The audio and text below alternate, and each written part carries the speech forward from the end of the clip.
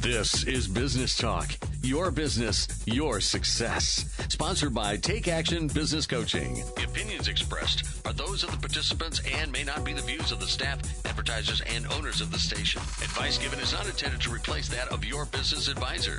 Now, let's get down to talking about your business, your success. This is Business Talk. Well, good afternoon today. We're here with a guest. I have a guest for the show today rather than Peg, and it's a friend and a former client of ours, Tim Newcome. Yes. Hi, Pete. Good afternoon, Tim. Thanks, Pete. Thanks for coming over. Yeah, you're very welcome. I appreciate it. We talked a little bit about Browns lore and some of the history of the Browns franchise and things like that, so I think we got that out of our system. Mostly. We do. We'll stop complaining right now. Okay. All right. And the season hasn't even started yet. No. There's nothing to complain about yet. Right. It's all up from here, right? So we're going to talk today about Tim's new venture that he's been working on, and it's a Ambassador Software Works is the name of the company. Correct. And it's in the healthcare arena. And just a little teaser there. We're going to give you a little more information as we go. But to be thinking about some of the things you might learn from Tim as we talk into how we got into this and some of the things that he's doing to grow this company.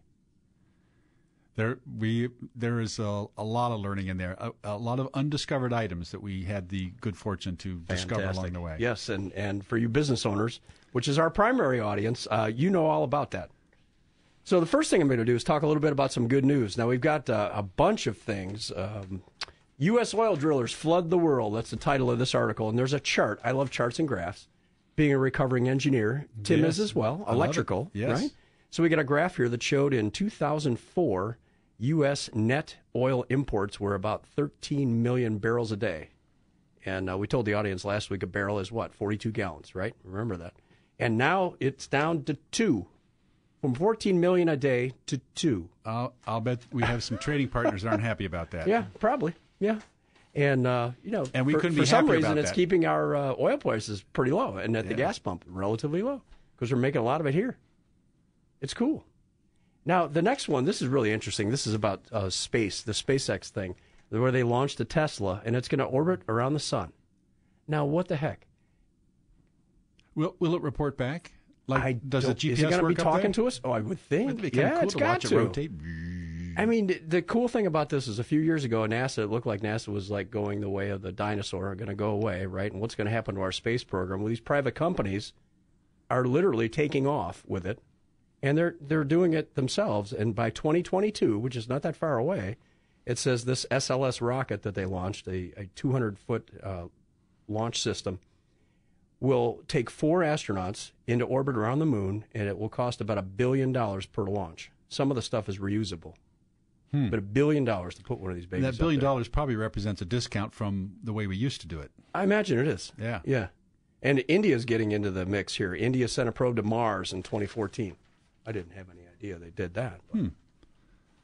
Next one, good news. And again, this is United States. Researchers at Rockefeller University in New York reported the discovery of new antibiotics called malacidins. And they're really discovering antibiotics that are coming from the soil, from lab animals and from soils. And they said that there's over 2 million illnesses and at least 23,000 deaths a year are attributed to antibiotic-resistant bacteria.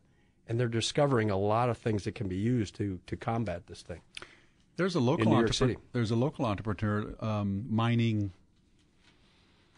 What do you call it? Mold. Mold mining. Mold mining in lakes and streams, algae, looking for pharmaceutical compounds. Oh, sure. Mm-hmm. I can see that. I thought you were going to say college dorms. You know, I mean, there's lots of mold there. Right. I'm thinking back a little ways. I'm thinking Stradley Hall at Ohio State in the 70s. A lot of mold. When I picked up my kids for coming back in the summer, I was like, oh, man. Put your gloves on, right?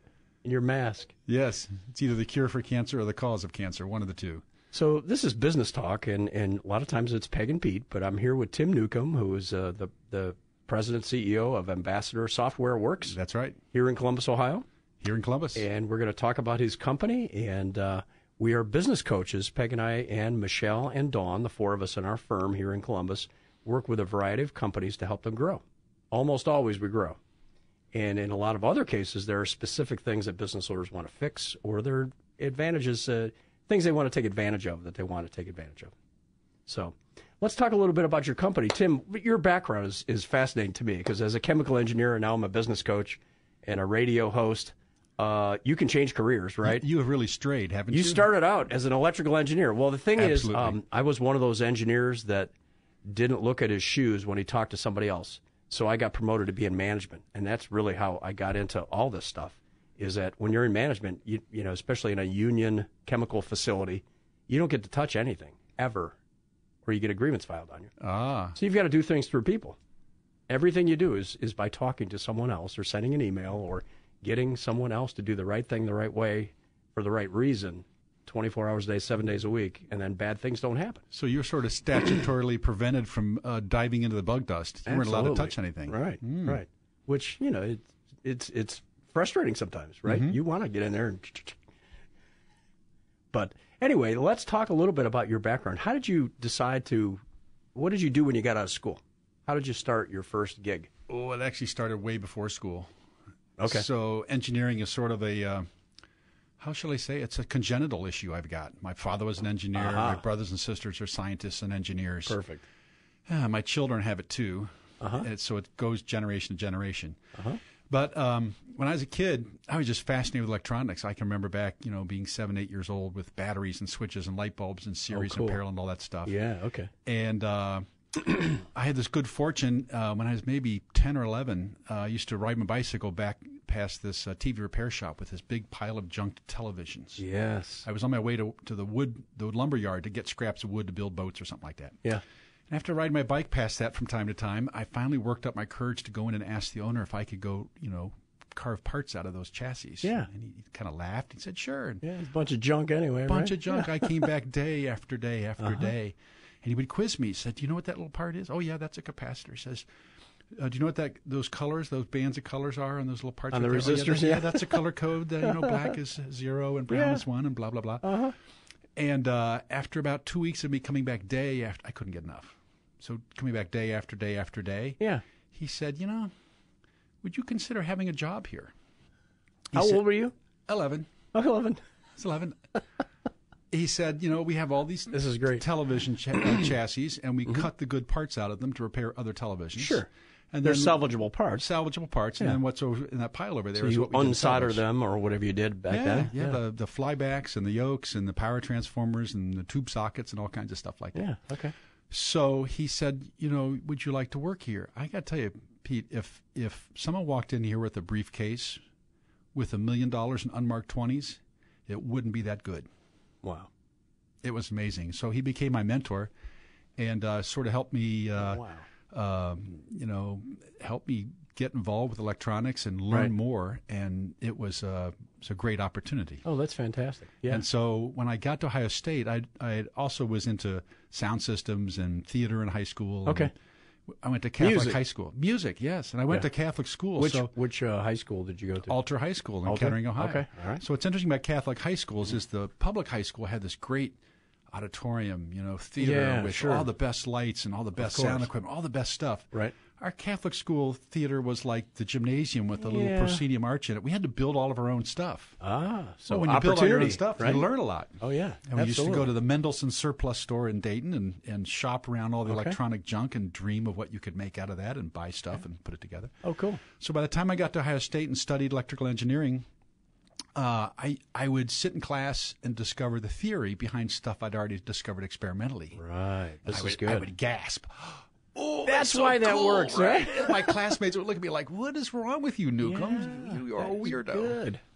Now, Okay. the good part of that lab was very easy for me Okay. because I've been fabricating for years. Oh, so, right. So when I got out of school, I really didn't do anything much different. I started a little company. So got out of Ohio State with a EE degree. Double E degree. Okay. And I actually had gotten involved in sound systems. I got bored at school. And I can't imagine. I got so bored, you know, studying things that were academic. And so I think maybe my sophomore year, I wandered across High Street to this nightclub called the Agora. It's now called the Newport. Okay. And I wandered in the back door, and I got a job running the sound system there.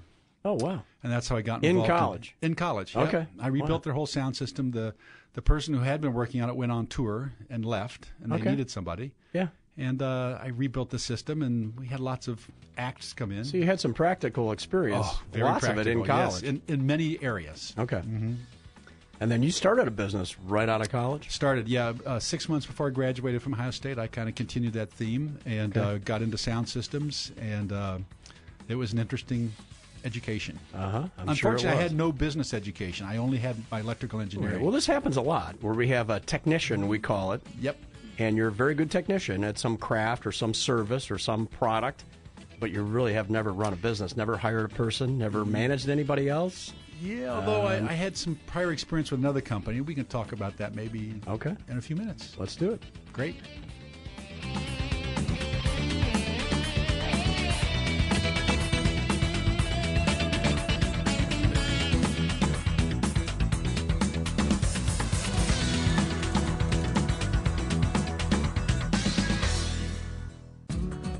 To learn more about today's topic, call 614-306-7922. Now, back to more business talk. So we're here today with Tim Newcome from Ambassador Software Works, and we're talking a little bit about the history of how he got into business. To me, it's always fascinating to find out what a business owner did that prepared them for what they're doing now. It's always interesting, and there are always little nuances, little differences here and there. But so you got out of college, went to Ohio State, yay, hooray, go Bucks, and started a company. Yeah, and actually, I was actually working before then because I worked on a lot of sound systems, and I worked for a company here called Sunset Sound. Never heard of that. I had another mentor named Richard Shoemaker. Okay. He had just come off the road with Kenny Rogers in the first edition. All right. Just checked in to see what condition my condition was in, Kenny Rogers. Oh, that's an old song of theirs. Really? So I went to work for him. That was kind of a psychedelic song. If I had a little flashback there, Tim. That was way before the Gambler era, right? Okay, that's very different than. And so I worked with him and built sound systems, and I acquired some business acumen because we had to manage activities. Okay. Quote, sell, produce. We had lump sum projects. We built this equipment that people would travel with. Right. I had to figure out logistics. In those days, we take UPS for granted now. We do. UPS only went to like 24 states then. And so you'd either use FedEx or UPS or the mail, or we used to do a lot of shipping via Greyhound bus. Okay. Because we were shipping stuff to people who were out in the hinterlands. Sure. And we could get stuff there tomorrow by taking it downtown and putting it on a Greyhound bus. Yeah. So you learn a lot about some of those business. What it takes to actually get something done. Yeah, exactly. Yeah. Exactly. And I learned about. And they don't teach you that in college. No, you don't learn that in college at all. You don't even learn that in B school, right? Yeah. You learn some more esoteric stuff. This was very practical, pragmatic kind of stuff. Great. The nuts and bolts of it. Okay. And so I had that experience, and I ended up I met my partner. He was one of our customers. The guy I worked for ended up moving to Las Vegas. Okay. To go work for a fellow named Steve Wynn at the Golden Nugget. All right. I've heard of him. Yeah, you've heard of him. And so he left the business, and I sort of ran it for a little while. Then I decided to go back to school full-time and not work three-quarter time and go to school three-quarter time. All right. And so 9 months later, his business really wasn't doing so well because he wasn't paying attention and I wasn't paying attention to it. Gotcha. So I bought the assets, and that's how we started our business. My partner and I bought the assets of Sunset Sound, and that became Sunset Sound. Our company, infamously named Newcome Sound. Newcome Sound. Mm-hmm. Interesting. So you had a business partner. Yes. And you started Newcome Sound. Yes. And this is what year roughly? Oh, this is 1978, Ballpark. April of 1978. April of 78. I'll call it April 1st of 1978. It was April a big Fool's joke. Day. Yes, okay, that's April a big Fool's joke. Day. Yeah. When did you start your company? April 1st. April 1st, 1978. Absolutely. And it was 6 months before I graduated from Ohio State. Oh, okay. So you had it running, or yes, at least up. Now did you have one customer or two? Oh, yeah, we had a bunch of customers because we still had a lot of Sunset Sound customers. Okay. And we were still building equipment for like the Jay Giles Band, the Doobie Brothers. Oh, sure. People like that. And at one point we grew that business. So JBL was a loudspeaker manufacturer out of California. Yeah. At one point we were their largest reseller east of the Mississippi. Okay. We reconned loudspeakers and design systems. For other performing artists? Oh, yeah, for other performing artists. Mostly performing artists. Yep, okay. all performing artists.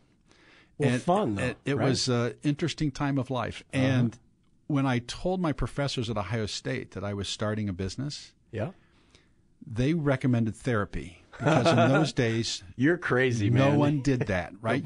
They were grooming you to work for AEP or IBM or GE or GM.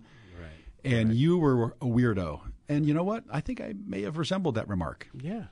But it's been a great journey, right? I mean, It's been a great journey. You and Cindy, your wife Cindy, and you've Yes. got wonderful kids, and it's You know, been a great it funded thing. our lifestyle. At one point, I was dating Cindy. Uh-huh. And, oh, you dated Cindy. You didn't just get married. Yeah, I dated her first. All right. I met Good. her. I met her the day I graduated from Ohio State, October 31st, 1978. No, I never knew that. All right. And we dated for a long time. Mm-hmm. And at one point, she said, I was working 18 hours a day, 7 days a week, because Oh, my I goodness. didn't have much capital. Right. So you make up for that by sweat. And at one point, she said to me, I just don't see you very much. I'm not sure about this relationship. I said, and I told her, I said, I don't know if you're aware of this, but I'm married.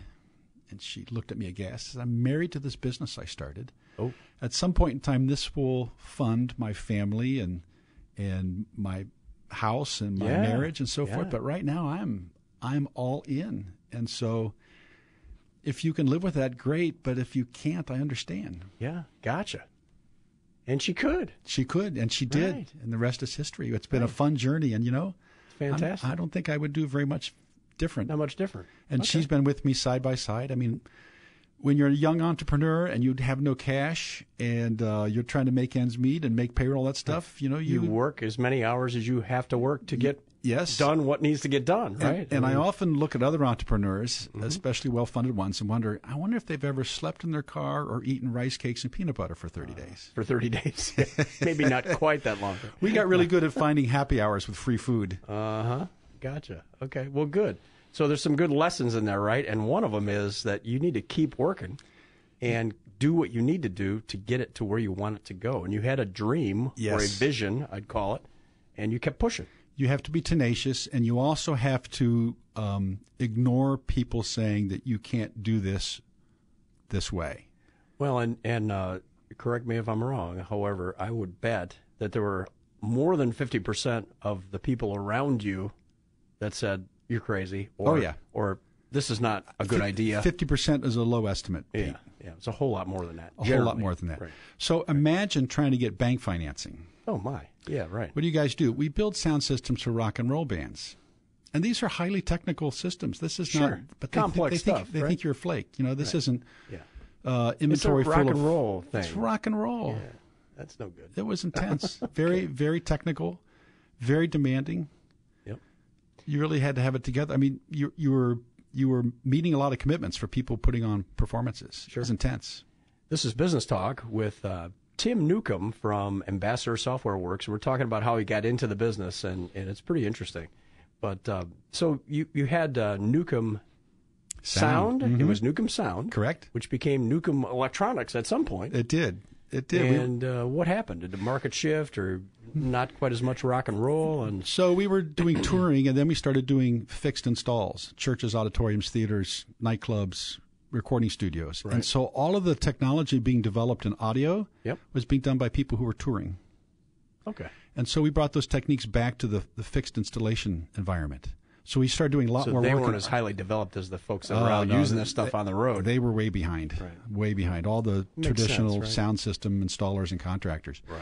So we got involved in working in buildings, putting these systems in buildings, fairly advanced. We were doing video and lighting and sound and signal distribution. And then we also had this really interesting thing happen in the 80s.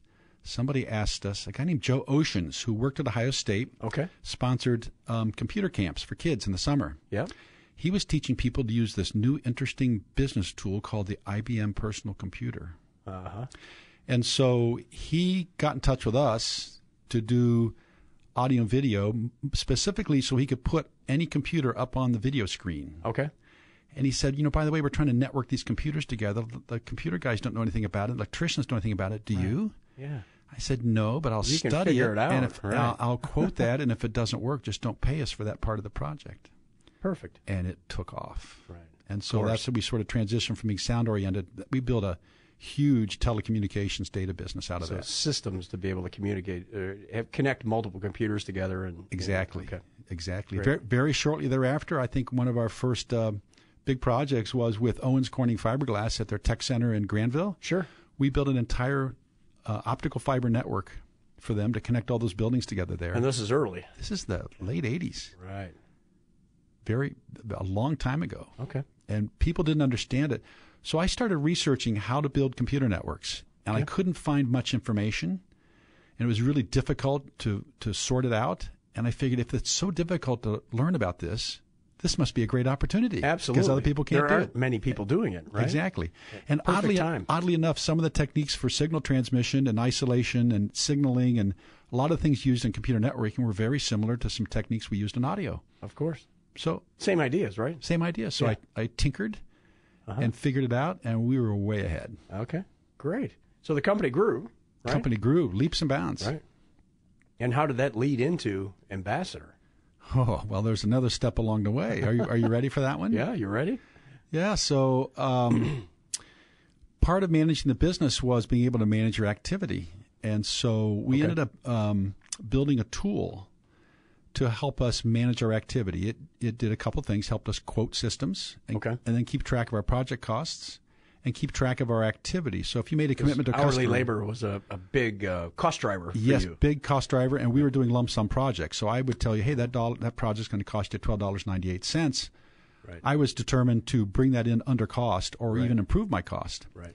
And so we had to also learn from things that we were trying the first time, learn from our mistakes. And so if we had a good record of what we did and where we may have fallen down in terms of managing our labor, our materials costs, we wanted to learn from that and use it the next time. So we actually built a tool to do that, manage that activity. We couldn't use an accounting system. They just didn't work too well. They were too cantankerous. Yep. So we built a tool, and we called it Newcome Net. Newcome Net. Okay. Newcome Net. And it became a very competitive tool for us to win projects. And that was our first software product. We actually commercialized that in 2003, I think. Okay. You know, I was incenting my chief operating officer on, margins, profits of the company. Right. And he came to me and said, this Newcome Net thing you keep investing in, it's ruining my bonus. Yeah, right. Did you get this thing out of the company? Yeah. Wasn't profitable. Wasn't profitable. Okay. But it was a good tool. But one thing you said that I really like, and this is for the business owners out there, is that when you're finishing projects, and I just talked to a client last Friday who's in Maryland. They have a great business. It's a service business, but they sell capital equipment, and they also service the same equipment. And it's a pretty wide variety of things that they do. They actually did a big installation in Africa just a few weeks ago. But one of the things that he hasn't been doing is when he has larger jobs over a certain dollar amount, they need to do a financial analysis and find out how profitable was that job and make sure we have a feedback loop to the folks that sold the job and the folks that installed the job and the people that estimated the job. So there's some information coming back. That's totally appropriate. And, well, at some point I'll tell you all about how we incented people to pay attention to gross margin in our business. I think that would be a great thing for our listeners to hear that. It was a counterintuitive thing that we did, and it succeeded wildly. Okay, it wasn't just about beer and pizza at the end of the job. Well, that helps, too. Yeah, that's usually a good thing. Motivation through food, we're big on that. Yes. All entrepreneurs are motivated by food and drink. But again, this is Tim Newcombe, and he is with Ambassador Software Works, and it's here in Columbus, Ohio. And he was an electrical engineer that started right out of Ohio State and grew from this sound system company into something completely different. And we still haven't gotten to it yet. So it's quite a journey. Stay tuned.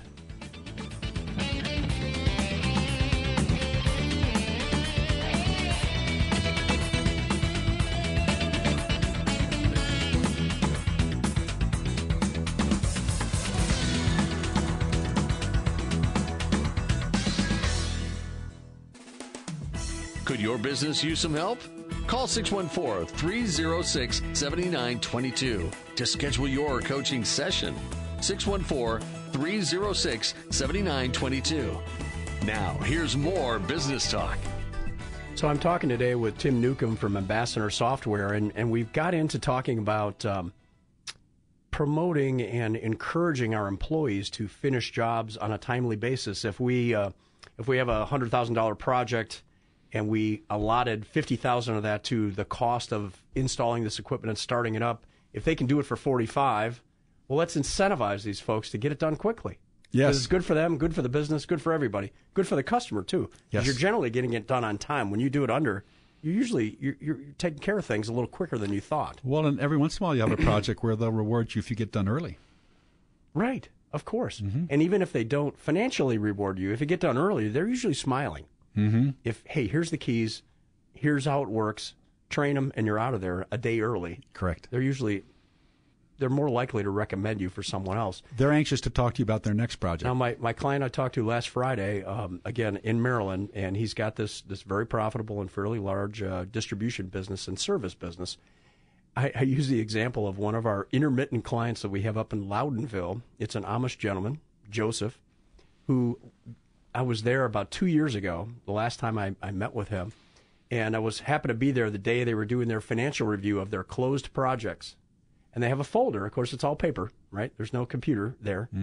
But they have a folder with every cost on every job, and they take a look at anything over a certain dollar amount. They go through it and find out how profitable was it, how did we do on labor, was the estimate a good estimate, and they have a system in place to make sure that everybody in the management team knows how well they did. That's good of him. Yeah. So the environment we were in, we built this thing in the 90s, and we did something very different. So transparency wasn't a buzzword in the 90s. Right. We actually shared our financial results for the year or by quarter with all of our employees, but we went further. This tool we built tracked project cost up to the minute. Okay. And so we shared our margins and our costs with every employee in real time every day. So you could log into the tool and see what our cost versus budget was right now. And so we incented all of our employees. We incented salespeople and project managers with a percentage of gross margin. Sure. And we also put 20% of our profits into the 401k for all of our employees as bonuses. We ended up with 100% of our company paying attention to gross margin. So things like this would happen. Somebody would say, gee, I need this part. I need you to FedEx this in. And someone would say to them, why did you need to FedEx this? Didn't you know this was going to happen? Plan ahead. Shame on you. Plan ahead. Yes. It made an incredibly effective culture about how do we do a better job of managing our activity to create profit. Well, and from what we see in our own businesses too, is the feedback loop of, if I'm an estimator but I'm not the guy out in the field managing the troops or one of the troops, I only have a piece of it, but you need to see how it all connects together. Absolutely. And learn from it so you get better and better and better. We would sponsor meetings between the installers and the estimators and the salespeople about, well, can we do this better? Here's what you estimated. Is there a better way to go about this? Right. Or if we're having problems in the field, they'd come back and talk to the estimator. Here's what we're experiencing. Can we find a way around this problem? Right. The really fascinating thing about this time is we would hire estimators or project managers or installers. Okay. But most particularly, we'd hire estimators, and we'd ask them, all right, the projects you've been working on, they would tell you about 3 or 4 of their favorite projects. Okay. Did they succeed? Did they meet the profit goals that you had set? Right. They couldn't tell us. They said, no, our owners would never tell us that. That was private information. Gotcha. These are people you're interviewing. People were interviewing. It would blow our minds. Yeah. And I rarely interviewed somebody who knew if their projects achieved the margin that they had designed in. Great. How could you change your behavior? How could you get better? How could you get better? Right. It blew my mind. The other thing that I liked that you said before the break, and my background was in chemical manufacturing, so you've got a big fixed facility that's fairly automated and runs 24 hours a day and shuts down once a year, if that. And our job is to keep it online, number one, not spew anything bad out of the environment, right? Not injure anybody, make as many millions of pounds as possible through that plant, right? And one of the things we learned, and it really came about from a safety perspective, is that, and I read a really good book related to this years ago, that the best feedback is something that's positive, specific, and timely. Correct.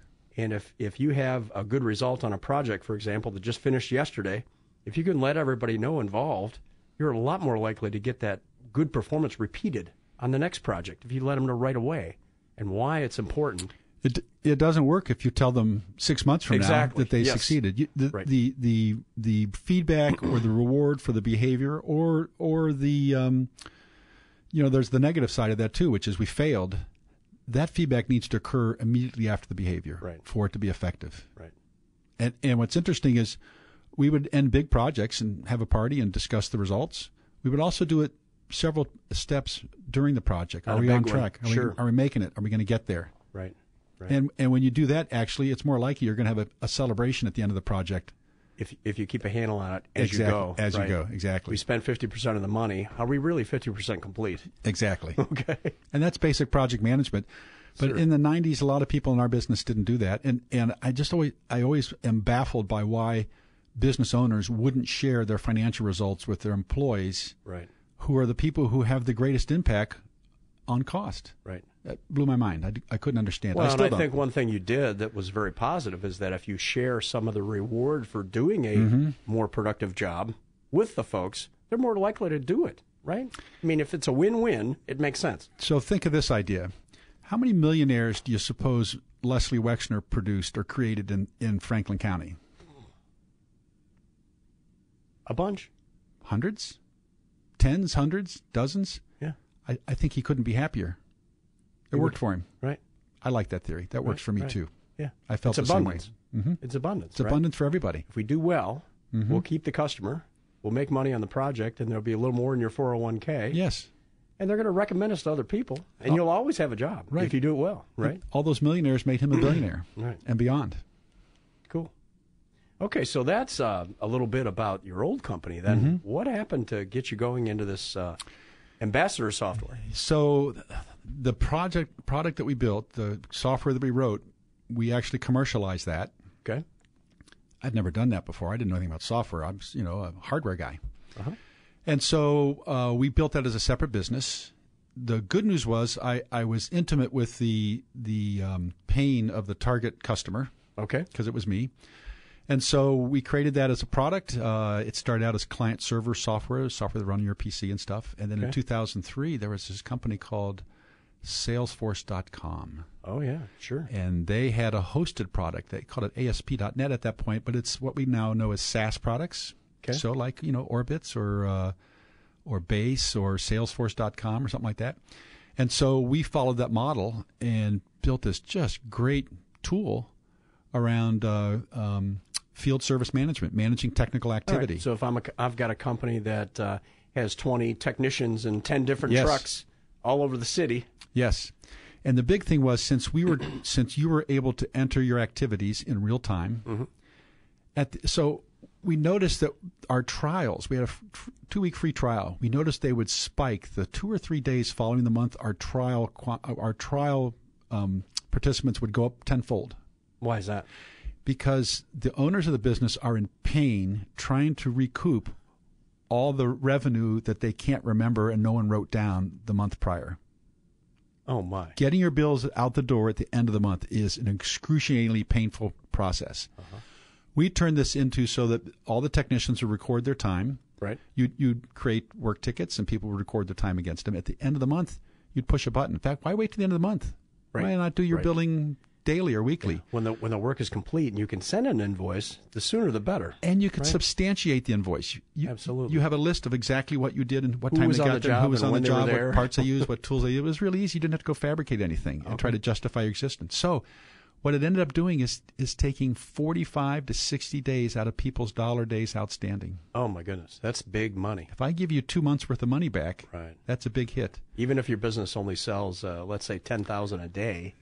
Yes. So I have a funny story for you. 10,000 times 30 days is a lot. I have a funny story for you how important this is. So we had a prospect who had tried our software a couple of 3 or 4 times. Okay. And he called me. He became a subscriber. He called me up one day, and he said, "I'm really mad at you guys." I said, "Why are you really mad at us?" He says, "Well, I trialed your software, and now I have your software, and after 6 months, I've uncovered $60,000 of lost profit." And so, and he's mad. He's mad at me because he said, "Why didn't you guys press me to become a customer earlier?" 5 years ago, I'd have $300,000 more dollars in my pocket. I'm really mad at you guys. I said, "Well, I can heal the sick. I can't raise the dead." Very good. Okay, that's good. That's a good story. So then, when we get back, we're going to talk about Ambassador and how you're building it and what can it do for other people. Yes. And other business owners. It sounds like it was a journey. It took us a while to get there. But it's a software product that can be used by other companies to help them succeed. I'll clarify that when we come back. Absolutely.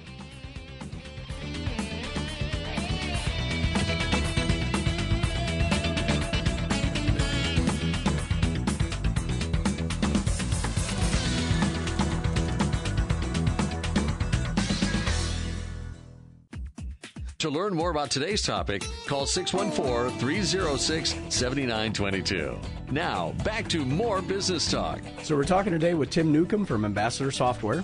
And Tim's got a great history here of developing this business here in Columbus, Ohio. And we got into your new business now. Let's dig into that a little bit. Sure. So the new business is, again, it's in software. Mm-hmm. And the lesson we learned with our Newcome Net, which became a product called Blue Folder, was software is great because your cost of goods sold is very low. There's no people driving around in vans cutting their fingers off, etc.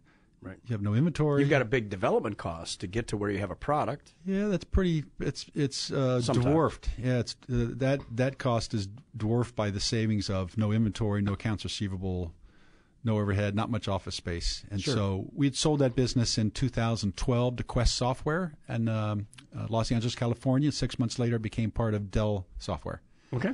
So that was a great opportunity. It taught me a lesson of how there's maybe some better ways to go about getting your ideas out into the marketplace and earning money on those.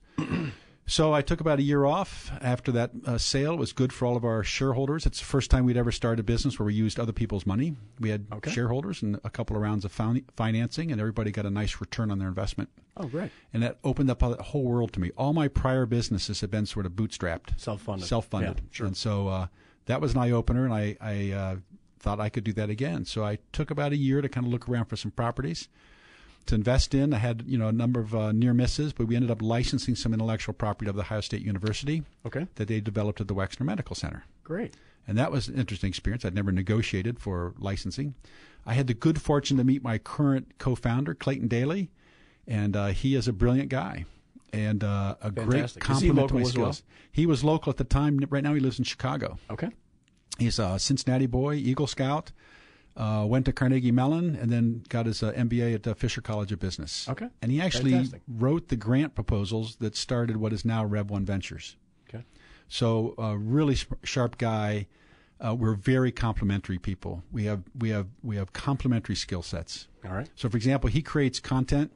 If we're writing a document or something like that, he creates content and I edit.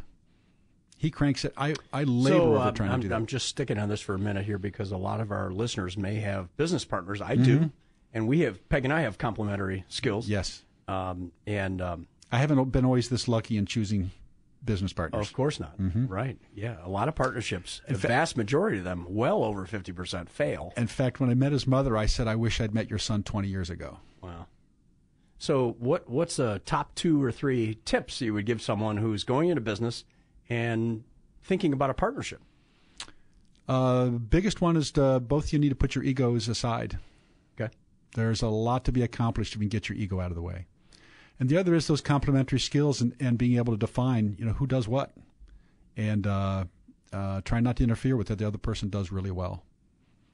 Great. And I like that. There's a third one, which is really efficient communications. We have, even though he's in Chicago, we have phones on our desks, IP phones, and I just push the intercom button and talk to him. Mm-hmm. And it's very efficient. We like it. Most people would think you're being very curt, but we don't need to exchange all those pleasantries. That's just noise. How are you? Blah, blah, blah. Yeah, heck with that. And remember, like if he's got to go do something or there's a priority, he just see you bye, hangs up, boom. It's very efficient. And we're very in tune that way. Okay, great. It's awesome. You've got to have a healthy level of respect for each other. Oh, absolutely. He is a brilliant guy. He is so analytical. He is way more analytical than I could ever dream of being. On the other hand, there's a lot of differences. One thing I see as being your coach and your friend for a long time is that you can be analytical, but it's not where you'd like to be. It's a stretch. You can do it. Yes. I mean, there's no doubt.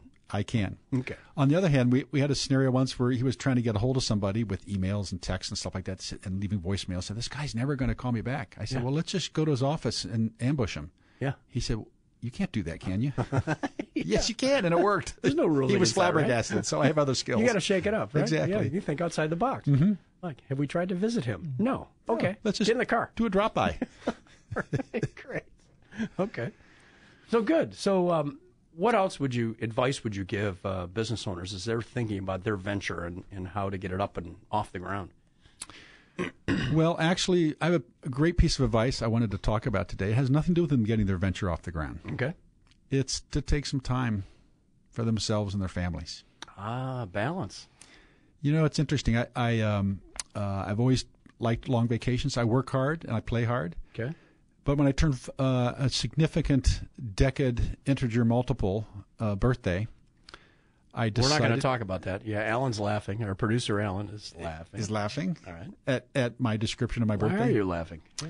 So I love to ski, and I decided I wanted to ski a season. Oh, sure. Be a ski bum. Be a ski bum. Fantastic. So 5 years before this anniversary date, it changed my entire way of how I ran the business. I brought more people in to help me run the business. In fact, the job description for my CFO was, Mike, in 5 years, I plan to go ski the season. If I go, you keep your job. If I don't, you're fired. That's pretty easy. An incentive, right? Yeah. So the interesting thing about this is I remember talking to my mentor, who was a very accomplished person, well-known name around Columbus. Okay. Exceeded my net worth by 2 or 3 orders of magnitude. Okay. And he and I had regular conversations, and so I took him out to his favorite place to eat for lunch, and I was going to tell him in 3 months, I'm going to go move to Colorado for 3 months. And ever see the Max Elk tape commercial, where is it real or is it Memorex? The guy sitting in the chair and the sound is blowing his hair. That's been a while, Yeah, it has been a while.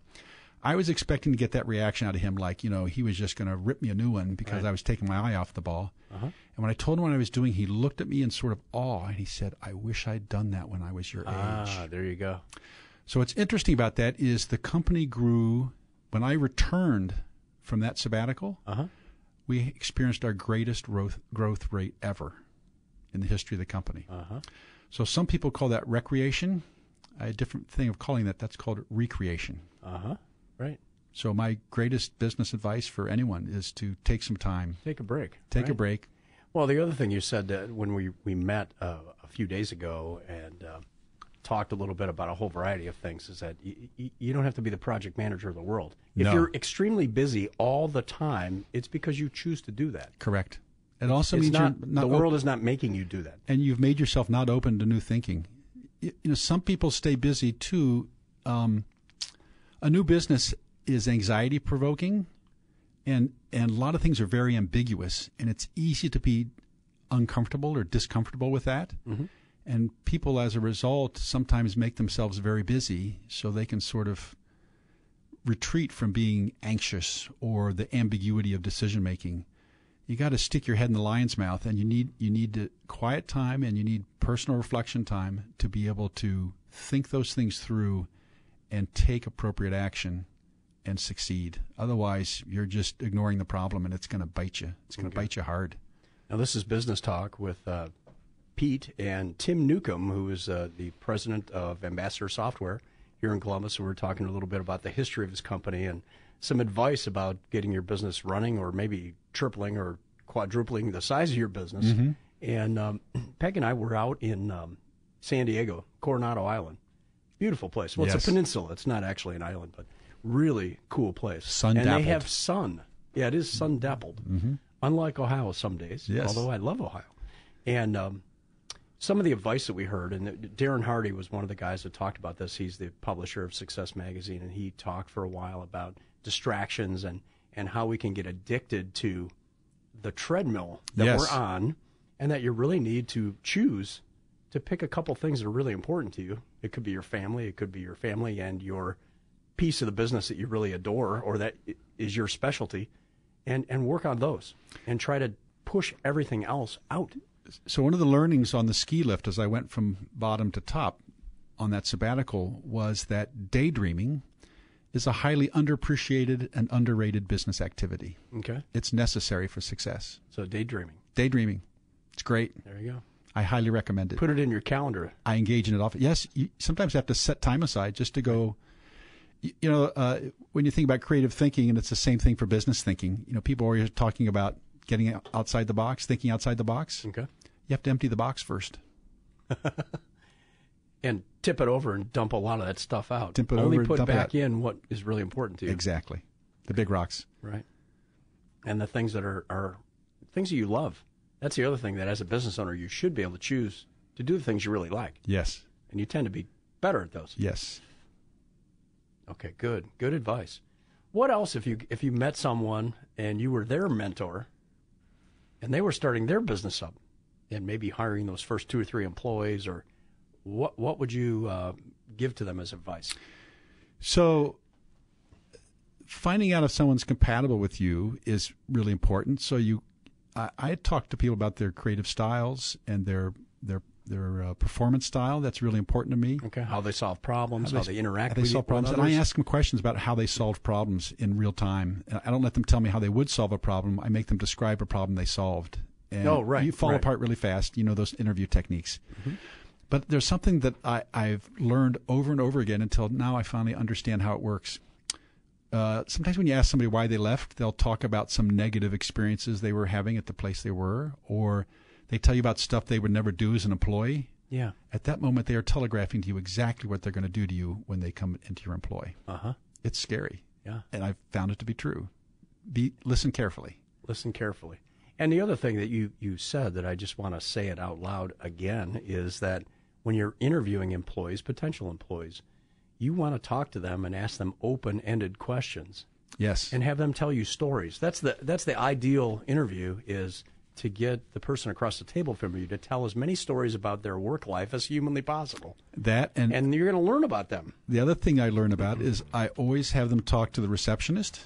Oh, sure. When we had hundreds. Mm-hmm. And I always ask the receptionist, well, what did you think of that person? And when they treat the receptionist badly, they don't belong in our company. Right. Gone. Right. And I have everybody in the company interview them, as many as I can. I went from installation people to receptionist to bench tech to CFO. Yeah. They make the rounds. Yep. It makes sense. We never got to talking too much about Ambassador Software Works. Maybe next time. Is there somewhere that people could go to learn a little bit about your company? Absolutely. We have a website at www.ambsw.com. That stands for Ambassador Software Works. Perfect. And it does work. And what problems would someone have, or opportunities they would have, that would drive them to that? This is for people operating hospitals who are finding, solving, and raising their patient experience scores to be very ambiguous. It doesn't have to be.